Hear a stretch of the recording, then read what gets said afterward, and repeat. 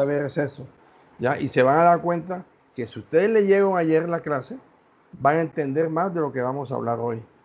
Y así sucesivamente en cada patología. Mañana tienen clase a las 6:30 de la tarde con la doctora Claudia Lorduy, que va a hablarles sobre la semiología ginecológica. Ya, es mañana y pasado. Está la doctora, ¿cómo es? Lorduy. ¿Oyó? Es por el mismo link, ya lo tiene, y a las 6:30 de la tarde entonces se conecta. ¿Ok? Bueno, empecemos. A ver, el martillo de presentar esta vaina ya. Doctor, ¿escuché mal o dijo a las 6:30 de la tarde? 6:30 de la tarde. 6:30. Bueno, listo. Doctor, entonces en la mañana no tenemos clase. Mañana en la mañana, ¿no? Mañana en la mañana, Listo, ¿no? doctor. Pero si ustedes quieren, podemos ver una clase de que solamente historia clínica mañana a las 8 de la mañana esta. Yo no tengo ningún problema de dársela, ¿ya? Para afinar estas 3 clases juntas, dejar la historia clínica. Quiero que se va a preguntar cómo se va a hacer la cosa, ¿ya? Si quieren, si no, hacen su clase a las 6:30 de la tarde.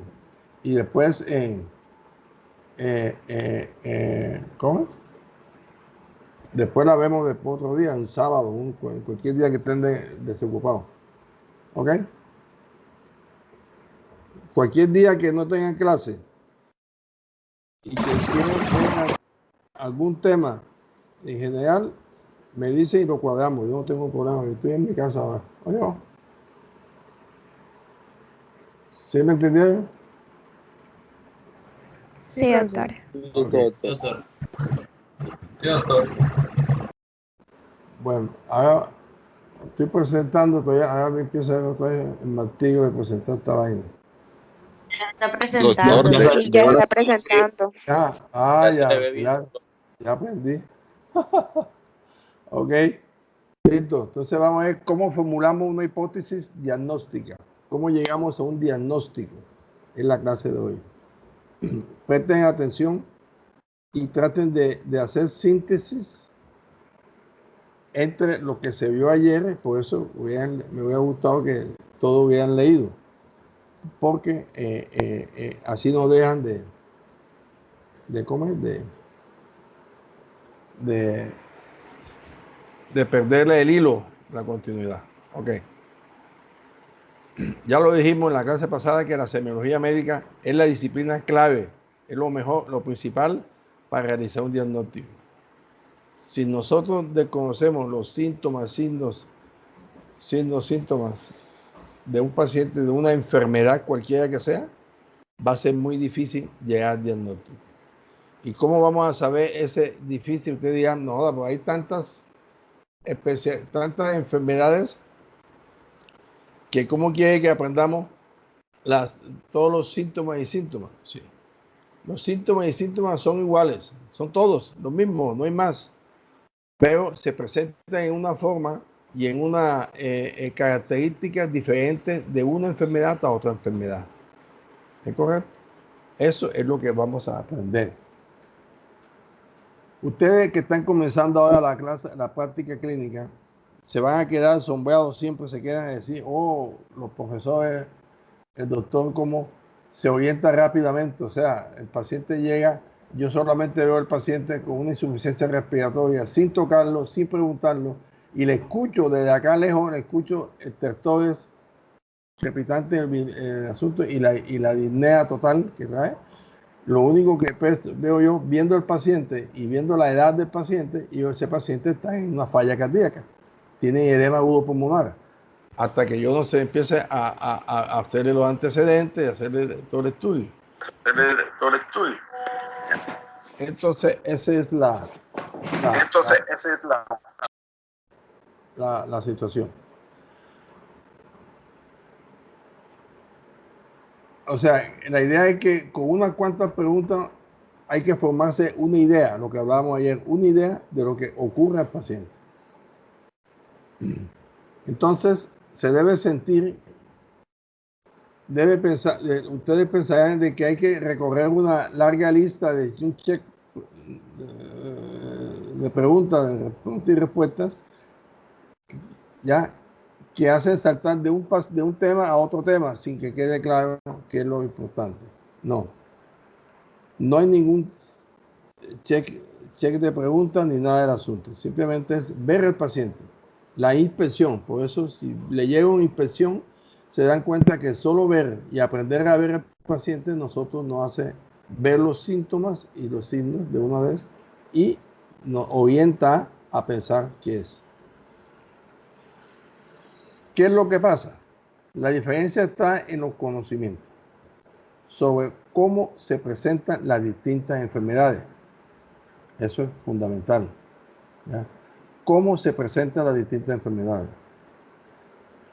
Acuérdense que en medicina interna ya van a ver todas las enfermedades, ¿ya? En semiología vamos a ver los signos y síntomas de esas enfermedades que van a ver en medicina interna. ¿Cuáles son las manifestaciones principales o más importantes? Dentro de la ordenación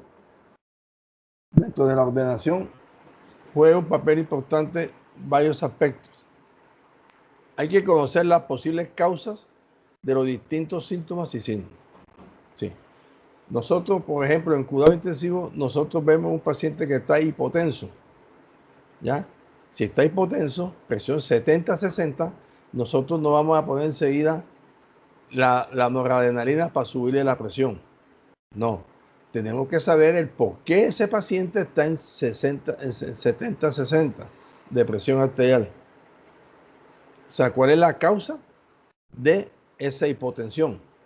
Ahora, si el paciente viene por un politraumatismo, entonces estamos pensando de que el paciente puede estar con un trauma abdominal cerrado que está sangrando internamente, ¿ya?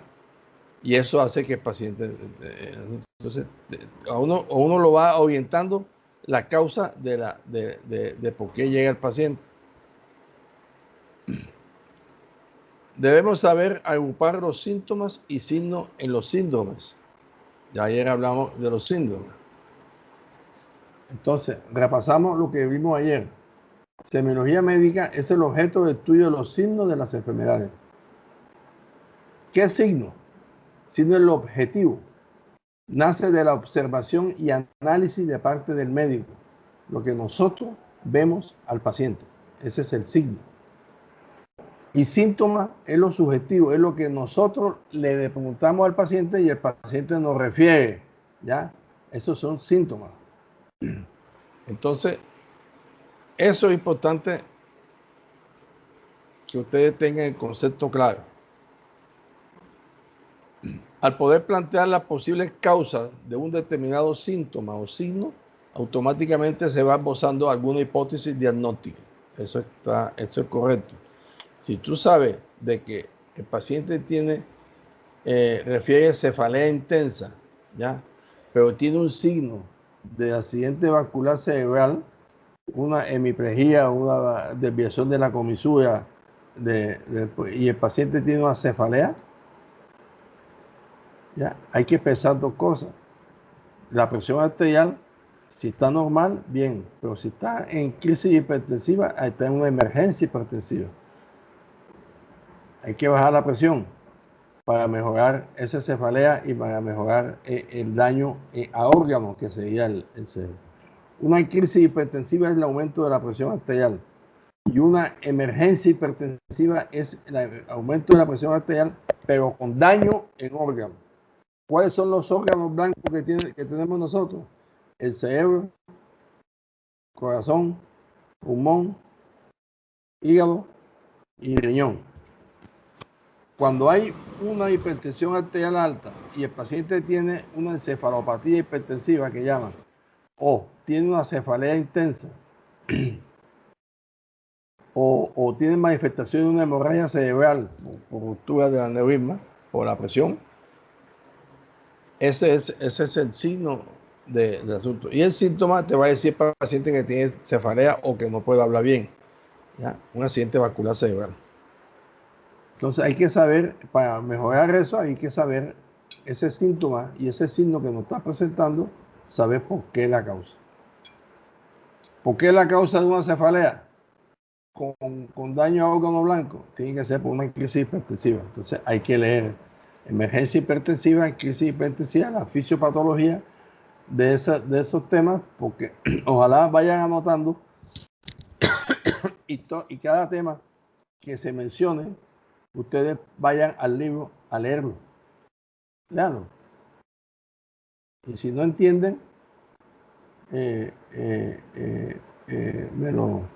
lo discutimos, pero es lo que tenemos que ir haciendo. Por ejemplo, si hay un signo que es la disnea, se plantea si el paciente tiene una afección, plantea si el paciente tiene una afectación respiratoria o cardíaca, lo dijimos ayer. El tiempo nos hace ver a nosotros de la presentación de esa disnea si puede ser un paciente con falla cardíaca, un problema cardiovascular, cualquiera que sea, o un problema pulmonar, cualquiera que sea. Es decir, el paciente con disnea, si te llega paciente, usted cuando está con esa falta de aire, dice, no, doctor, yo tengo hace 2 meses, 3 meses, hace 4 meses. Pero me mejoro y vuelve cuando tomo mucho líquido o cuando hago, o como yo no hago ejercicio, o en fin, cualquier cosa, empieza a presentarme la disnea. Hace 2 meses, 2 o 3 meses. Ya, el tiempo te hace pensar de que ese es un paciente que tiene alguna afectación cardíaca. ¿Cuál es? Esa es la que vamos a ver con otros síntomas que refiere el paciente. O si es respiratoria, te va a decir, hace 15 días empecé con fiebre, empecé con tos y dolor y ahora tengo dificultad para respirar. Blanco de gallina lo pone y te va a decir, eso es una neumonía, eso es pulmonar. Y viene el interrogatorio para el pulmonar y el interrogatorio para el cardíaco. Si por la primera causa, o sea, la respiratoria, va a interesar conocer si existen antecedentes como de tabaquismo, tuberculosis, asma, etc. Esto en la historia clínica hay que verificar esto. O enfermedades repetitivas de gripa. O si la disnea se presenta tos en este paciente, tos, expectoración, fiebre o dolor costal, que sugiere una puntada de costado que se llama, eso estamos hablando de una neumonía. ¿Está claro? Hola. Sí, doctor. Sí, doctor. Bueno, Sí, doctor. Sí, doctor. perfecto. Si la causa es cardíaca, también se va a revisar los antecedentes buscando una cardiopatía previa. Hipertensión arterial, si tiene ortornea. ¿Qué es ortornea? ¿Quién sabe qué es ortornea? Dificultad para respirar cuando estás acostado. ¿Cómo? Cuando el paciente está acostado. Bueno, entonces, Dificultad para respirar cuando estás acostado. es correcto. ¿Y por qué hay dificultades para respirar cuando está acostado? ¿Qué está pasando en ese paciente? Puede tener líquido. ¿Cómo? A ver. Porque aumenta el retorno venoso cuando el paciente está acostado y eso sobrecarga las cámaras del corazón. A ver, explícame más eso. O sea, cuando el paciente toma la posición de cúbito supino, el paciente lo que va a hacer es que o sea, muy probablemente va a causar reabsorción de los edemas y eso va a aumentar la volemia a nivel de retorno venoso. Entonces, cuando llega el aumento del volumen sanguíneo a las cámaras del corazón, va a pasar a través de las cámaras y eso va a aumentar la presión hidrostática de lo que es la arteria pulmonar. Y va a causar un trasudado hacia el pulmón y eso fue lo que le va a causar la dificultad respiratoria del paciente. No está claro. Porque si un paciente cuando se acuesta y pasa esa situación que se tiene que levantar porque hace dificultad respiratoria, es un paciente que tiene un problema cardíaco. ¿Ya? Eso es lo que hablamos anteriormente, la causa. ¿Ya? Porque tú te puedes acostar y a lo mejor te puedes levantar. Acaba de comer, acaba de tener, y cualquier cosa y te puedes levantar enseguida, hacer una ortognea. Pero si hay una falla en el corazón, ya sea insuficiencia cardíaca izquierda, problema de válvula mitral o tricuspidia, ya que van a producir falla cardíaca, esa falla cardíaca no se van a producir porque se acostó el paciente, ya el paciente viene con esa falla cardíaca, por eso te dice, tiene hace 2 o 3 meses antes que viene con su disnea, ¿ya? Entonces, la fisiopatología sí hay un aumento de retorno venoso, pero a causa de la falla cardíaca se congestionan los pulmones de líquido, ¿ya? Y el paciente no puede respirar. Bueno. Doctor, una pregunta. Dígame. ¿Esa falla cardíaca puede estar originada por alguna arritmia auricular? ¿Con una arritmia cardíaca? Sí. Auricular. Sí.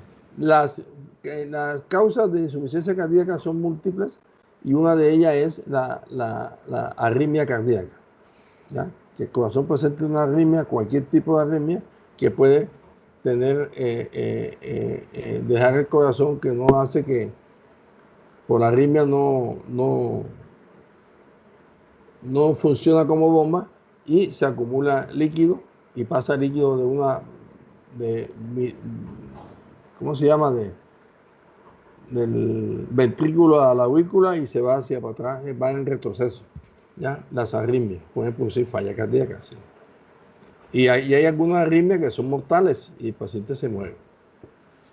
¿Ya? Ahora, al conocer esto, tenemos que saber, vean que tocamos donde el doctor nos explicó lo de ortognea, ¿ya? Eso nos está dando a entender de que ustedes deben leer la fisiopatología. Hay que volver a leer la fisiología de cómo funciona normal y cómo funciona ahora sí con el daño en el órgano. Porque es importante que ustedes recuerden la fisiología y hay que estudiar fisiología otra vez, ¿ya? Porque estamos entrando a hacer una fisiología del paciente con daño, ya no es la fisiología normal. ¿Es correcto?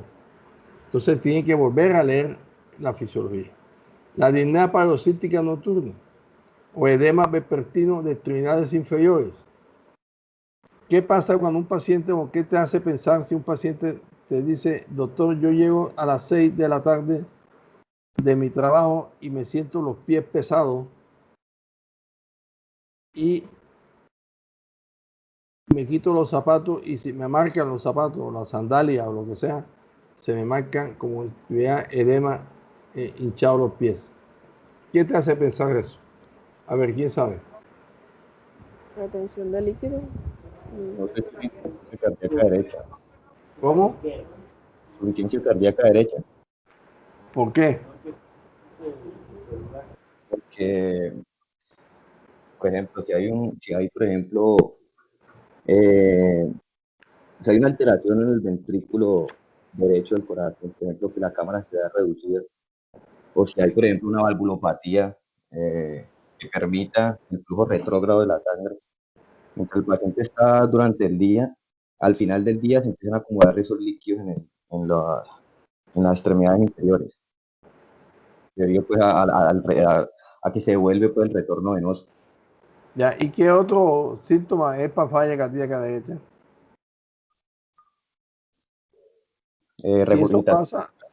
Si eso pasa, pasa otra cosa. Ya que lo tocaste, dime.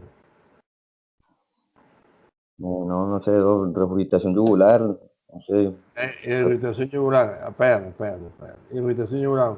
Esto lo vamos a ver en falla cardíaca, pero estamos buscando la causa de la cosa. ¿Cómo es? Irritación yugular. ¿Ya? ¿Cómo va a estar el hígado? Va a estar congestionado también, congestión hepática. Va a haber hepatomegalia. Y una hepatomegalia dolorosa en el asunto. Y ahí puede haber ascitis el paciente. ¿Por qué? Porque ahí sí se rompe el esquema de Donald-Gibbs, las proteínas pierden, porque todo eso se produce en hígado e intestino y se produce el líquido ascítico. Entonces ahí tienes tú un paciente con disnea, un paciente con edema de miembro vespertino, paciente que presenta irritación yugular a 45 grados, ¿ya? Al examen físico ves una hepatomegalia dolorosa, congestiva, lisa, porque lo sientes, al palparlo se siente. Entonces, eso es inevitablemente una insuficiencia cardíaca de hecha. Entonces, ya ven ustedes, con el examen físico, con los síntomas que presenta, nosotros llegamos a un diagnóstico. ¿Es correcto? Y eso es precisamente lo que vamos a aprender aquí en semiología. Esto es la base de todas las enfermedades neurológicas, abdominal, pulmonar, cardíaca y la ginecológica también se va a ver, y la renal, ¿ya? Entonces, eso que ustedes vayan leyendo, adelantándose, es fundamental para que cuando toquen ya ustedes entiendan mejor la situación que estamos viendo, ¿ok? Ahora, la conversación con el paciente no es recorrer, como decir uno, apuntar, yo le voy a preguntar a tu paciente esto y esto y esto y esto. No. Es un proceso activo en el cual la relación de cada respuesta se analiza, porque el paciente puede decir cosas que dice, ¿ya? Pero si tú clínicamente estás viendo y no está pasando, pues tienes que obviarla, ¿ya? Porque a veces, por eso en la historia clínica, cuando uno hace el interrogatorio, uno tiene que dirigir el interrogatorio. El paciente no puede dirigir el interrogatorio, haciendo que nosotros ellos hacen que nosotros le preguntemos preguntas que ellos creen, ¿ya? No, la pregunta es esta. No que yo, que tú, no, contesten la pregunta. Entonces, ¿por qué? Porque no se pueden salir de la tangente. Y si nosotros dejamos que el paciente haga la respuesta, haga su propia pregunta, nosotros estamos fallando como médicos, ¿ya? No estamos haciendo una buena historia clínica y no vamos a llegar al diagnóstico. De esta forma, las distintas hipótesis diagnósticas se van reafirmando o se van descartando, quedando al final solo las más probables. Es decir, si el paciente por una disnea y el paciente no tiene fiebre, no tiene tos, no tiene expectoración y ya está hace 2 meses, tú descartas totalmente lo pulmonar, a menos que el paciente tenga crépitos pulmonares, edema pulmonar, como edema pulmonar, y esa es una complicación ya de una falla cardíaca, de una patología cardíaca, no pulmonar. Ustedes saben que el edema pulmonar hay 2 tipos. El tipo cardiogénico, que es dañado por el órgano, el corazón falla y produce un edema agudo pulmonar. Y el edema pulmonar no cardiogénico, que es producido por el SDRA, por pacientes politransfundidos, ya que le transfunden mucho, hacen tril, hacen el edema, pero son no por problema cardíaco, es por problema de mal manejo de volumen y le pasan mucho volumen al paciente, ¿ya? El SDRA, por ejemplo. Por eso el COVID ahora, que nosotros estamos mandando COVID, que se dice que se manejaba como un SDRA, no es cierto. Hay un daño a nivel pulmonar, pero el paciente no se maneja es a balance negativo. No hay que meterle mucho volumen, manejar el balance negativo, porque si le mete mucho volumen, va a encharcarse ese pulmón y es un pulmón que está inflamado, que está freado y va a hacer complicaciones. Ok. Esta dinámica implica que aunque en clases se le enseña a los alumnos revisar primero la anamnesis próxima, o sea, la historia clínica, luego los antecedentes mórbidos, enfermedades, antecedentes personales patológicos, antecedentes familiares patológicos, familiares, o los hábitos o los medicamentos que ingieren a lo largo de la conversación, las preguntas apuntan en una sola dirección, según lo que en cada momento aparece el adecuado preguntar. Es decir, nosotros preguntarle antecedentes patológicos al paciente y a la familia, ¿cierto? Antecedentes personales. Sus hábitos, cómo vive, dónde vive, cuántos hijos, si hay hacinamiento, cuántos duermen en cada habitación. Todo eso, digan ustedes, bueno, esas maricadas, ¿para qué se preguntan? ¿Por qué? Porque si un paciente que tiene problemas respiratorios, ya, y te dice, ustedes, ¿cuántos hijos tiene? Yo tengo 9 hijos. Ajá, ¿y usted vive dónde? Yo vivo en el monte. Bueno, ajá, ¿y cuántos cuartos tiene? 2 cuartos. Yo duermo con 5 pelados y el otro 6 duermen aparte. O sea, hay un hacinamiento, o sea, hay un contagio, un hacinamiento, y eso hace de que se presente ¿cómo? Las enfermedades. El medicamento, ¿qué está tomando usted? Para poner en la historia clínica el medicamento, yo estoy hipertenso. Entonces la pregunta es, ¿desde hace cuánto tiempo, o hace cuánto le diagnosticaron a usted que es hipertenso? No, doctor, a mí me diagnosticaron que es hipertenso desde hace 15 años. Yo tenía 30 años de edad. Ajá. ¿Y qué medicamento toma? No, a mí me mandaron unas pastillas amarillitas, creo que se llaman Losartán. Me tomo una en la mañana y una en la noche. ¿De cuántos miligramos? No, hay de 50, no, de 50 miligramos en la mañana y 50 miligramos en la noche. Ok. ¿Usted se hace controles de la presión permanentemente? Sí, voy al CAMU y me toman la presión. No, no me tomo la presión. ¿Se toman los medicamentos? Sí, me tomo los medicamentos, pero a veces se me olvida y a veces no los tomo.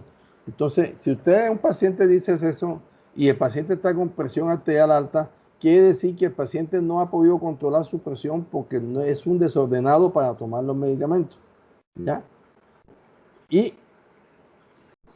ustedes saben que el paciente hipertenso, si el paciente está tomando su presión arterial, sus medicamentos normales, ya no hay problema. Se le olvidó un día, sigue igual con la presión normal. Se le olvidó otro día, no, ya yo no lo tomo porque ya yo me siento bien. Y suelta eso. Cuando venga otra vez el aumento de la presión, cada vez va a ser más grave y puede llegar a una emergencia hipertensiva y se puede morir el paciente. Entonces, todos esos datos se hacen en cualquier paciente que esté tomando medicamentos. Si es diabético, sí, desde cuándo se diagnosticó, qué medicamento toma, si es insulino dependiente o no insulino dependiente, cuántas veces se lo toma, si es bioral o es inyectado, cuántas dosis, si se controla o no se controla la glicemia o el asunto. Todo eso debe estar ahí. Porque todos esos datos parecen mentira, pero te van a ayudar a ti al análisis final de esa enfermedad, de ese paciente. Esto ya pasa los datos que se presentan a la historia clínica y ya ustedes lo transcriben no como lo dice el paciente, sino como nosotros lo sabemos en medicina. A veces con 2 o 3 preguntas basta para lograr una orientación bastante precisa y el resto de conversación se orienta a completar la información para corroborar la impresión inicial. ¿Ya? Eso ya lo habíamos mencionado. Hay ocasiones que el problema es más difícil y es posible, incluso habiendo llegado al final del examen físico, todavía no seamos posible saber qué es lo que está pasando. Eso pasa, claro que pasa. ¿Ya? Y nos toca devolver y averiguar, y si toca ya estudiar, pero hay que saber cuál es el diagnóstico. En estos casos será necesario efectuar algunos exámenes de laboratorio. Ahí es donde yo le dije ayer que hay que pedir unos exámenes para completar la información y ver nosotros si vamos por ese camino de lo que nosotros pensamos, de que puede ser la causa de la enfermedad. En general, un síntoma, un signo no es un diagnóstico. No, eso no es diagnóstico. Decir que una persona tiene tos, que presenta fiebre, que tiene ascitis, no permite explicar lo que realmente está pasando. Más que un diagnóstico, son problemas. Esos son problemas. ¿Ya? O sea, que un paciente porque tiene tos, presenta fiebre, tiene que orientarse de que puede tener un proceso infeccioso a nivel pulmonar. Ah, pero tiene ascitis. Y hay que buscar el asunto cardíaco cómo está y la parte abdominal. Entonces pide uno los exámenes y encuentra si hay una falla hepática. Entonces ya te está cumpliendo, te estás viendo por qué es la ascitis. ¿Ya? Entonces son problemas que se presentan durante la enfermedad, no son diagnósticos. Cuando no se tiene idea del diagnóstico, por lo menos desde un buen comienzo, podemos identificar cuáles son los problemas. La próxima aproximación será intentar plantear cuáles síndromes son los más probables. La precisión será mayor una vez que se logre identificar las enfermedades que afectan al paciente. La hipótesis diagnóstica será confirmada o descartada con la ayuda de los exámenes de laboratorio o las imágenes, ecocardiograma, ecografía abdominal, radiografía de tórax o TAC. Eso nos va a orientar lo que nosotros estamos viendo por el examen físico, por el interrogatorio al examen físico. Pensamos que es esto, está la enfermedad, entonces el diagnóstico final nos lo da la prueba de laboratorio o imagen. Si usted ha hecho una buena anamnesis o una buena historia y realizó un buen examen físico y los resultados del laboratorio clínico no se ajustan a lo que está esperando, entonces prima aquí lo clínico para decidir, porque esto también puede pasar. Un buen examen físico, llegas a un diagnóstico, trata de corroborar con el laboratorio y tampoco te queda la duda de si se da o no se da, entonces prima lo clínico para decidir. ¿Ya? Los exámenes de laboratorio se piden en forma dirigida y no a lo que le pedimos, sino en base a la enfermedad uno te pide los exámenes de laboratorio. ¿Ya? Si no pedir una batería de 20 exámenes para ver cuál de esos es el que está afectado, no. Todo se basa en lo que nosotros vemos que el paciente tiene y hay que tener un resultado de eso. El paciente tiene una arritmia cardíaca, por decirte, hay que pedirle un examen de laboratorio, como son los ionogramas, para ver si la causa de esa arritmia cardíaca es una hipopotasemia o una hiponatremia, en fin, lo que sea, ¿ya? Que se manifiesta por arritmia cardíaca. Entonces, en base a lo que tiene la enfermedad, nosotros hacemos los exámenes. Estos son los laboratorios. Los bioquímicos: glicemia, nitrógeno, creatinina, transaminasa, bilirrubina, colesterol, electrolitos, etc. Citoquímico de orina. Hematológico, se pide hematocrito, glóbulo rojo, plaqueta, glóbulo blanco, leucocitos. ¿Ya? Imágenes: radiología, presión arterial, radiografía simple, AP y posterior anterior, TAC o resonancia nuclear magnética, en base a lo que nosotros estemos pensando que tiene el paciente. No a todos se le manda TAC, no a todos se le manda resonancia magnética. ¿Ok? Estudio cardiológico, electrocardiografía. El electro es un estudio que todo paciente, óigame bien, todo paciente mayor de 40 años de edad que llegue al servicio de urgencia debe tener un electrocardiograma. Llegue por fiebre, llegue por lo que quiera llegar. ¿Ya? Es sine qua non. Paciente de mayor de 40 años tiene que tener un electro. Porque por eso vienen los paseos de la muerte. Llega con dolorcito. Ah, no, es que el paciente llegó, me fui a comer unos chorizos y llegué con mucha, con mucho, estuve gustando mucho, ¿ya? Y vengo por eso. Entonces el médico, paciente de 50 años de edad, viene el médico de urgencia y le dice, bueno, tómese una milanta, tómese un asunto y váyase por consulta externa. Ese paciente se va para su casa y a las 6 horas aparece en la urgencia otra vez infartado. ¿Qué pasó en paro? Se murió. Pero si él estuvo aquí, tenía que ser una gastritis. No, dejémonos de ser embusteros. No es gastritis, no examinamos bien al paciente. Un paciente mayor de 40 años debe tener un electrocardiograma, porque estoy seguro que si le hacen ese electro, le detectan enseguida la anormalidad y llama a especialistas para que venga a ver pacientes y hacerle los otros estudios que se necesitan. Pero no lo hacemos. Vean ustedes los errores que se cometen tan infantiles que ameritan que pueden terminar uno en la cárcel o la pérdida de esto. Y ahora en esta situación de nosotros, no es la cárcel, sino que lo atendiste mal y cuando sientes no sabes ni por dónde viene el plomo. Entonces, ojo con eso. Ojo. Por eso es una responsabilidad bárbara lo que tenemos nosotros. Si ese electro no es nada, manda bueno, ya estos estudios lo piden el cardiólogo, un electrocardiografía de esfuerzo, un test de Holter para ver el tipo de arritmia o para arritmias o presiones arteriales, un ecocardiograma, angiografía coronaria, un cateterismo y centigrafías, que es la mesa de centigrafía. Estos son estudios más especializados de cardiología.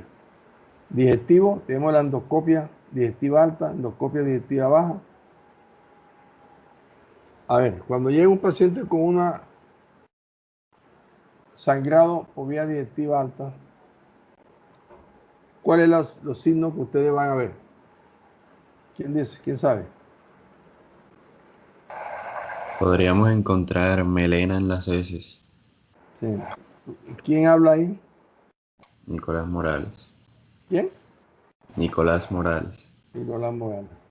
Bueno, sí, hay melena. ¿Y por qué hay melena? ¿Cómo se forma la melena esa? ¿Por qué? Al momento del sangrado, viajar por toda la vía digestiva, ya pasa cierto tiempo que la sangre ya empieza, por decir así, a coagular y ya al momento de llegar a las heces tiene un color ya mucho más oscuro. Bueno, ¿y por qué ese paciente, el mismo paciente, llega con agitación psicomotriz? Paciente con sangrado de tubo digestivo alto, por arriba del ángulo de Trace. Es lo que pasa. ¿Por qué esos pacientes presentan ¿cómo es? Agitación psicomotriz? Bueno, le respondo. Cuando la sangre llega al intestino, ¿ya? Se descompone esa sangre digerida por una sangre que entra baja del ángulo de Trace, ya va a ilio, al intestino delgado, y en presencia de las bacterias intestinales convierte de amoníaco a amonio, ¿ya? Eso se absorbe y eso llega al ciclo de Cori, y el ciclo de Cori manda y crea nuevos neurotransmisores y reemplaza a los normales que tenemos en el cerebro, ¿ya? Y entonces ese paciente va a presentar con agitación, o sea, hace unos neurotransmisores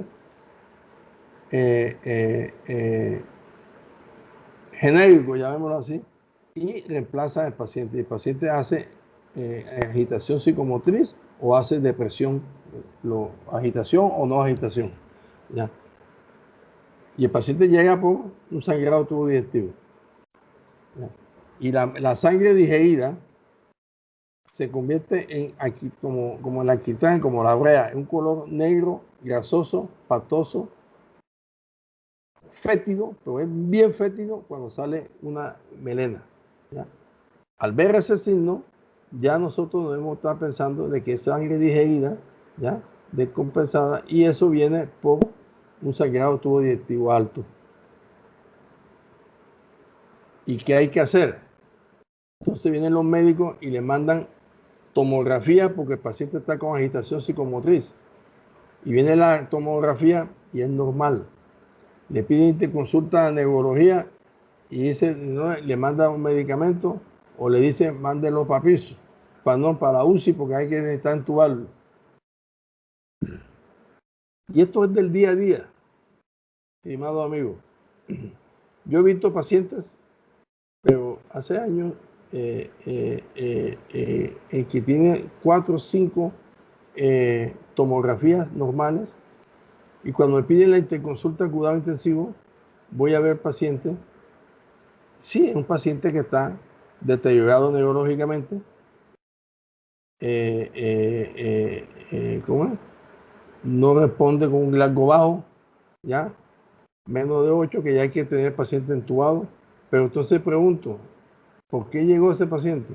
No, por agitación psicomotriz. Pero el paciente dice aquí que tuvo un sangrado. Ah, sí, le hicieron endoscopia. No. ¿Lo vio cirugía? No. Y entonces, ya el paciente no tiene indicación de entrar en cuidado intensivo porque se está moviendo. Ya, el paciente debió haber entrado hace tiempo y haberle hecho simplemente hacerle unos enemas evacuantes con lactosa para limpiar esa melena, esa sangre digerida, se limpia por el, y al limpiarse eso, neurológicamente va a ir respondiendo ¿cómo es? Y ya se salva el paciente. Al no conocer esto, pasa estos problemas. ¿Ya? Por eso hay que saber la causa. Ahora, si se hace la endoscopia, la sangrado vía digestiva baja, es el paciente hace deposiciones sanguinolentas roja rutilante, está sangrando. Ya, eso hay que hacer una colonoscopia para ver si es un pólipo o alguna cosa que se rompió y está sangrando. Pero ese es digestiva. Hay que hacer endoscopia digestiva baja o colonoscopia para un sangrado activo. Esos pacientes, cuando llegan con inestabilidad hemodinámica, son indicación para pasar a cuidado intensivo. ¿Ya? Hay otra como la medición de ácido gástrico y la manometría. Son estos estudios que se hacen, pero son más especializados y ya por más patologías más diferentes. Examen citológico, la tinción de Papa Nicolau, biopsia con diferentes tinciones, el histológico, eso es el examen de laboratorio. Hay que tener presente que antes de solicitar un examen, ¿qué buscamos con ese examen? ¿Qué pensamos que vamos a conseguir al tener ese examen? ¿Y qué significaría el resultado? Yo voy a pedir un ionograma porque yo pienso que la TEPI está muy picuda, no tiene dolor, puede ser que haya una hiperpotasemia. Y veo en el examen, sí, potasio está en 6. Entonces hay que gluconato de calcio para bajar ese potasio. En fin, para eso es ¿qué buscamos con el examen? ¿Ya? ¿Y qué significa el resultado? Este es un ejemplo clínico. Ojo. Paciente hombre de 65 años, cuyo cuadro actual se habría iniciado hace aproximadamente 2 meses con disnea de medianos esfuerzos. Necesito que se estudien los tipos de disnea, que hemos tocado mucho disnea y vamos a seguir tocándola, y deben saber tener el concepto claro que es disnea de pequeño, mediano y grande esfuerzo. ¿Ok? Junto a esto se nota hay un aumento del volumen de extremidades inferiores de predominio vespertino. Hay nicturia. ¿Qué es nicturia? ¿Aló? ¿Quién me dice que es nicturia?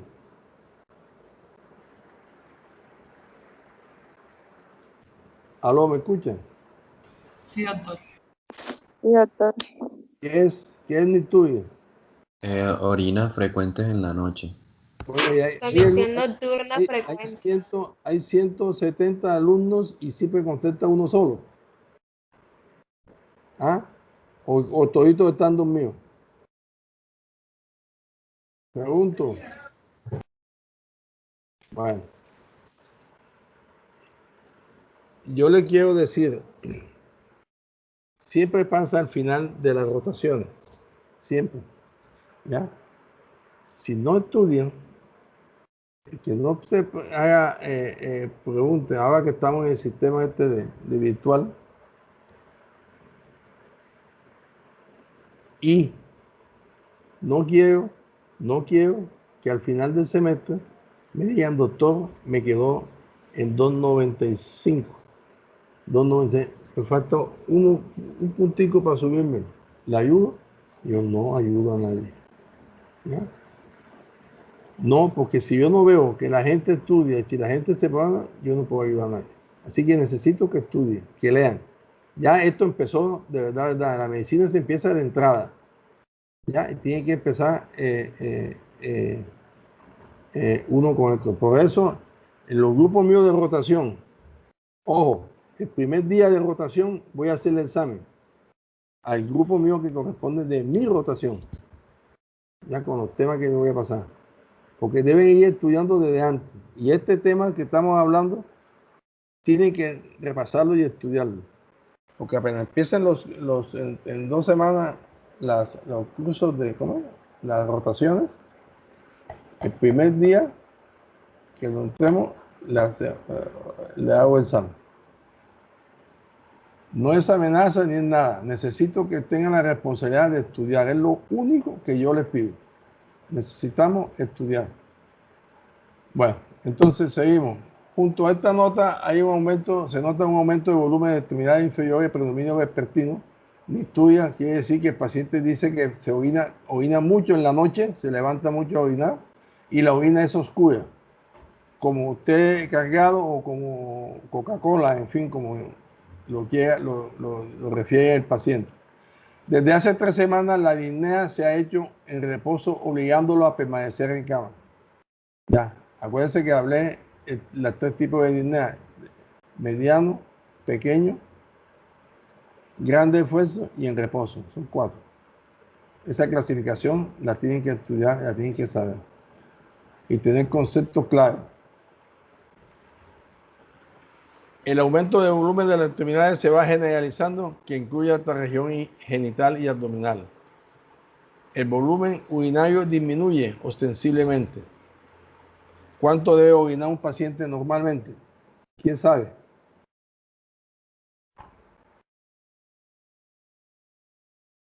¿Quién sabe cuánto debe orinar un paciente? 1.5 litros. ¿Cómo? 1.5 litros de orina, ¿no? No, señor. Uno orina de 0.5 a 1 mililitro por kilo de peso. ¿Cuánto pesa usted? Doctor, ¿cuánto está pesando usted? El que habló. Como 80. 80 kilos. Entonces, usted debe estar orinando 80 mililitros hora como máximo y 40 como mínimo. Si usted orina de 40 menos, ya se oliguria. Y si es de 80 para arriba más, es poliuria. ¿Ya? Entonces, si usted orina eso, 80 por 24, ¿cuánto te da? Por 8, 24. ¿Cuánto suma? Multiplica 28 por... Perdón, 80 por 24, ¿cuánto? 1920. 1920. Entonces usted está orinando en el día, en 24 horas, una persona de 80 kilos que orina 80 mililitros, o sea, el máximo, 1 mililitro por kilo, debe estar orinando 1900 mililitros. Todos orinamos diferente en base al peso de cada uno. ¿Ya? Por eso es importante conocer el peso cuando estamos atendiendo a los pacientes. ¿Ok? Bueno. Disminuye ostensiblemente. Sobreviene al exceso de tos, presenta tos productiva con secreciones de color blanco y luego rosadas.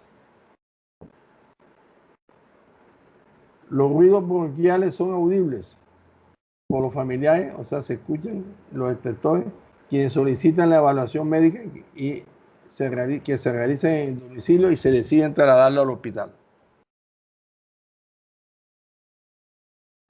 ¿Qué antecedentes tiene el paciente? Es minero, casado con 6 hijos, 1 fallecido, tiene vivienda sólida, en urbanización, vive con una de sus hijas y con su familia. Los familiares, antecedentes familiares: padre fallecido por cirrosis hepática alcohólica, madre fallecida, no recuerda la causa, hermanos vivos sanos, hijos, 1 fallecido a los 19 años que se suicidó. Antecedentes patológicos: tiene disnea de grande esfuerzo desde hace 3 años. Dolor anterotorácico opresivo, dolor precordial en relación a esfuerzo desde hace 2 años. Fue hospitalizado por neumonía hace 6 meses no trae carnet de alta, o sea, no tiene epicrisis, ya algo así. Los hábitos: alcohol, toma 1 litro de vino al día por hace más o menos 15, 18 años, con periodo de 2 o 3 meses de abstinencia desde su juventud. Fumador, 20 a 25 cigarrillos al día. Drogas: dipirona, 1 a 2 comprimidos ocasional. Orina 2, 3 o 5 o 6 veces al día.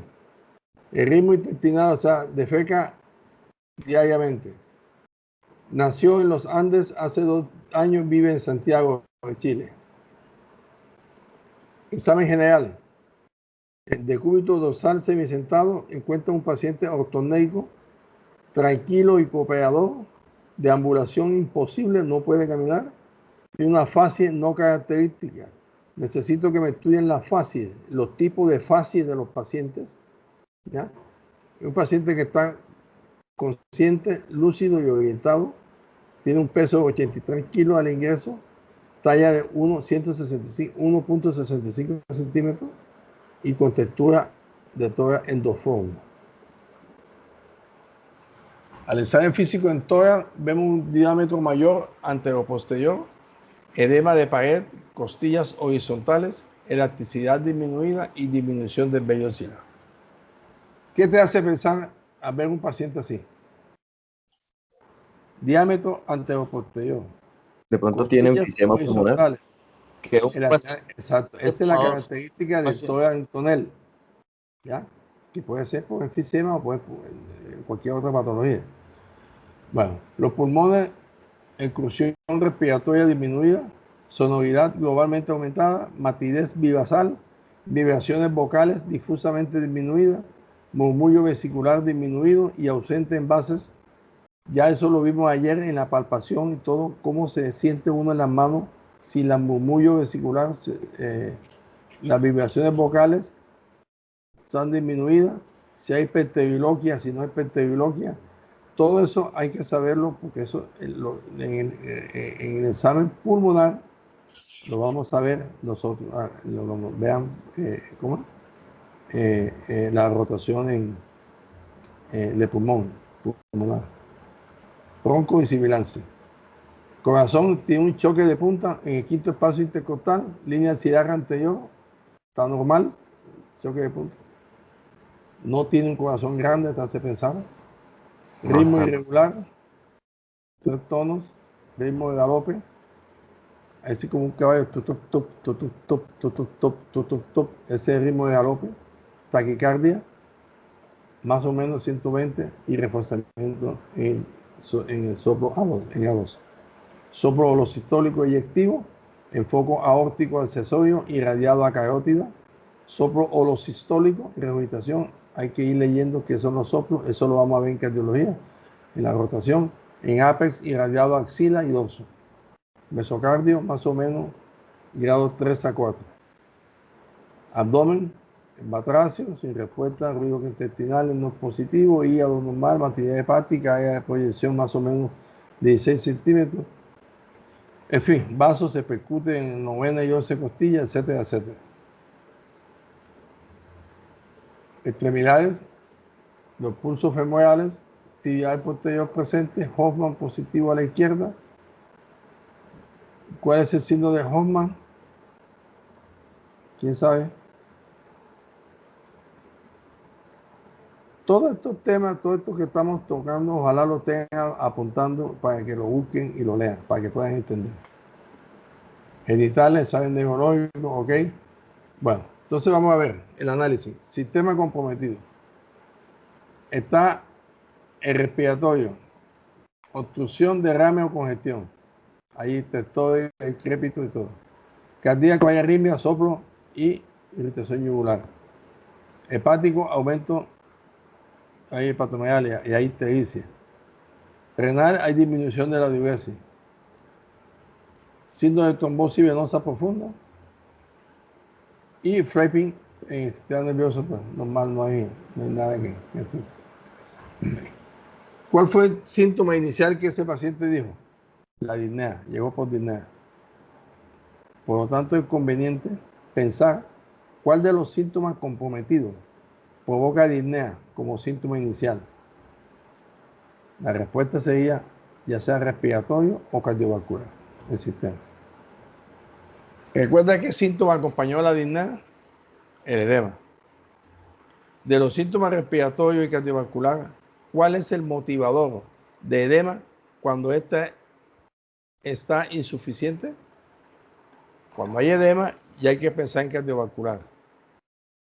Es decir, nuestra hipótesis diagnóstica que tiene la primera prioridad es insuficiencia cardíaca. ¿Ok?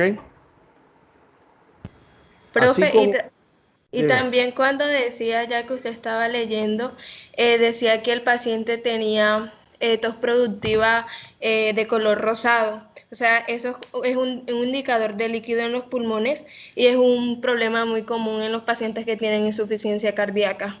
Es correcto. Estaba dejándolo. Eso se llama espumosa asalmonelada. ¿Ya? Ajá. Es cuando el corazón ya entra en receso y llega al pulmón y los alveolos.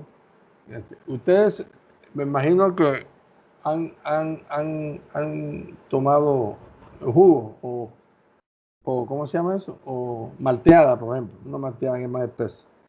¿Cierto? Entonces están con su petillo metido ahí en la malteada y si ustedes soplan el pitillo, la malteada hace burbujas, ¿es correcto?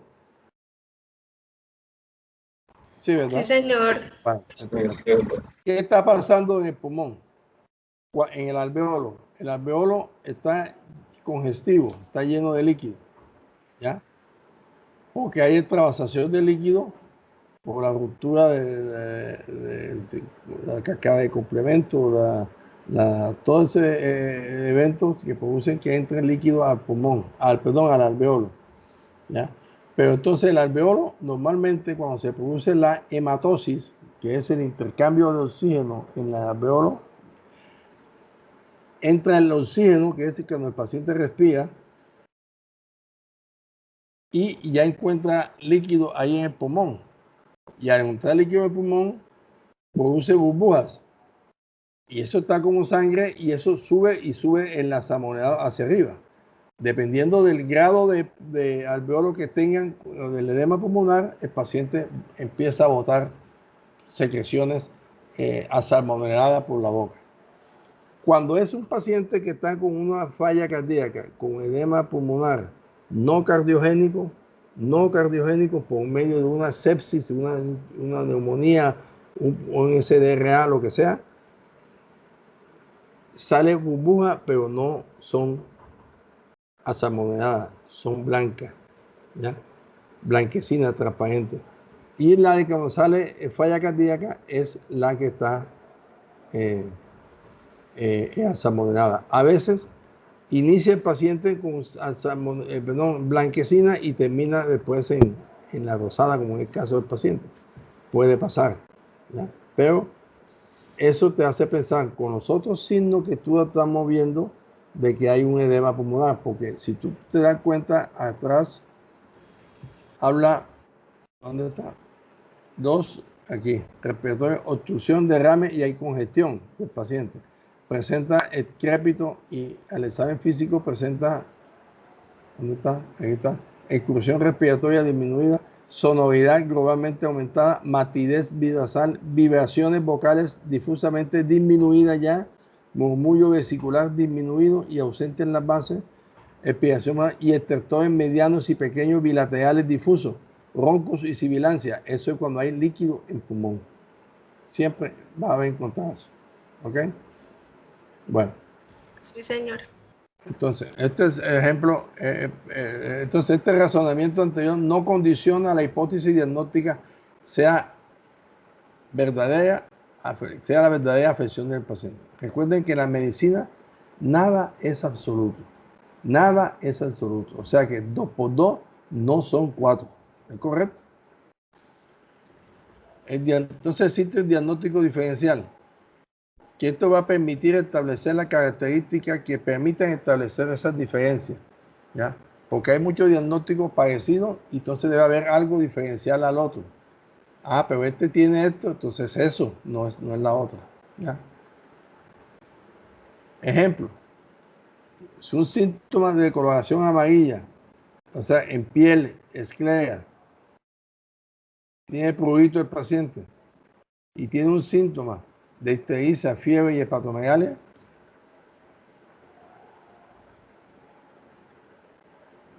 ajá, ¿qué pasa?